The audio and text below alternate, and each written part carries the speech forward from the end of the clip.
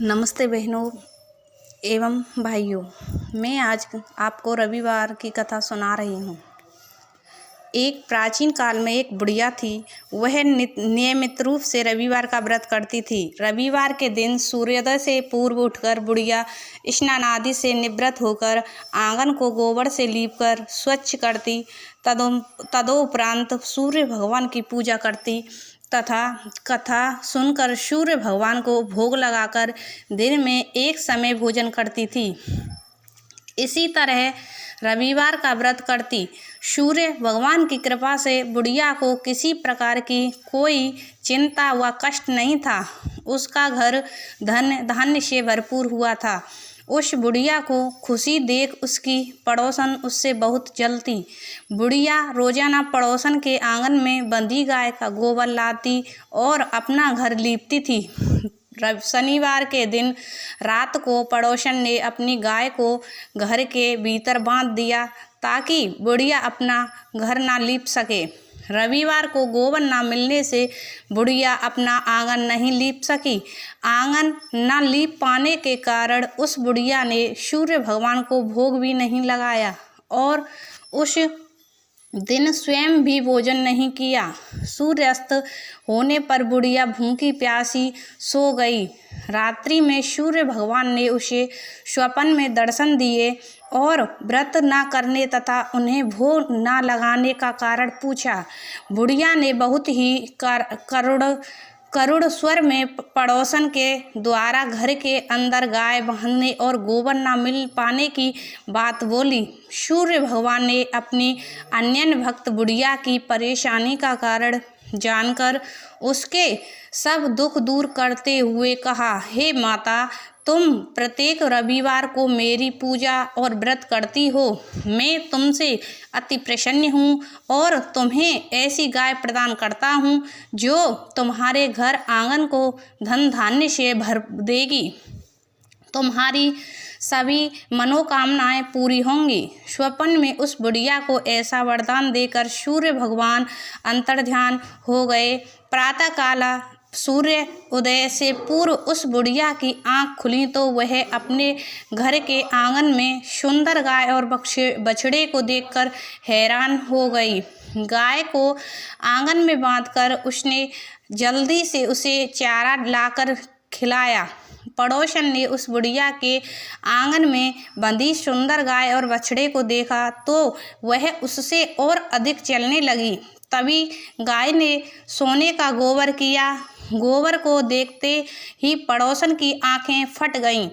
पड़ोसन ने उस बुढ़िया को आसपास न पाकर तुरंत उस गोबर को उठाया और अपने घर ले गई तथा अपनी गाय का गोबर वहां रख गई। सोने के गोबर से पड़ोसन कुछ ही दिनों में धनवान हो गई। गाय प्रतिदिन सूर्योदय से पूर्व सोने का गोबर करती और बुढ़िया के उठने के पहले ही पड़ोसन उस गोबर को उठाकर ले जाती। बहुत दिनों तक बुढ़िया को सोने के गोबर के बारे में कुछ पता नहीं चला। बुढ़िया पहले की तरह हर रविवार को भगवान सूर्यदेव का व्रत करती रही और कथा सुनती रही। सूर्य भगवान जब पड़ोसन की चालाकी का पता चला तो उन्होंने एक दिन तेज आंधी चलाई। आंधी का प्रकोप देखकर बुढ़िया ने अपनी गाय को घर के भीतर बांध दिया।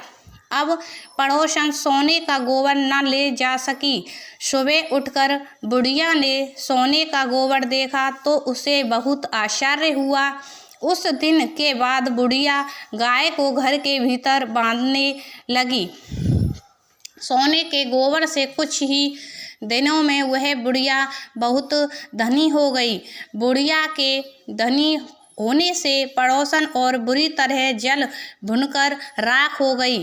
अब की बार उसने अपने पति को नगर के राजा के पास भेजा और बुढ़िया के पास सोने का गोबर देने वाली गाय के बारे में बताया। राजा ने अपने सैनिक भेजकर बुढ़िया की गाय लाने का आदेश दिया। सैनिक बुढ़िया के घर पहुँचे। उस समय बुढ़िया सूर्य भगवान को भोग लगाकर स्वयं भोजन ग्रहण करने वाली थी। राजा के सैनिक जबरदस्ती गाय और बछड़े को महल की ओर ले चले। बुढ़िया ने प्रार्थना की, बहुत रोई चिल्लाई, लेकिन राजा के सैनिक नहीं माने। गाय व बछड़े के चले जाने से बुढ़िया को बहुत दुख हुआ। उस दिन उसने कुछ नहीं खाया और भूखी प्यासी सारी रात सूर्य भगवान से गाय व बछड़े को लौटाने के लिए प्रार्थना करती रही। गाय देखकर राजा बहुत खुश हुआ। सुबह जब राजा ने सोने का गोबर देखा तो उसके आश्चर्य का ठिकाना ना रहा। उधर सूर्य भगवान को भूखी प्यासी बुढ़िया को इस तरह प्रार्थना करते देख उस पर बहुत दया आई। उसी रात सूर्य भगवान ने राजा को स्वप्न में कहा, राजन, बुढ़िया की गाय व बछड़ा तुरंत लौटा दो, नहीं तो मैं तुम पर विपत्तियों का पहाड़ टूट पड़ेगा। तुम्हारे राज्य में भूकंप आएगा, तुम्हारा महल नष्ट हो जाएगा। सूर्य भगवान के स्वप्न से बुरी तरह भयभीत राजा ने प्रातः उठते ही गाय और बछड़ा बुढ़िया को लौटा दिया। राजा ने अपनी तरह से भी बहुत सा धन देकर बुढ़िया से अपनी गलती के लिए क्षमा मांगी। राजा ने पड़ोसन और उसके पति को उनकी इस दुष्टता के लिए दंड भी दिया।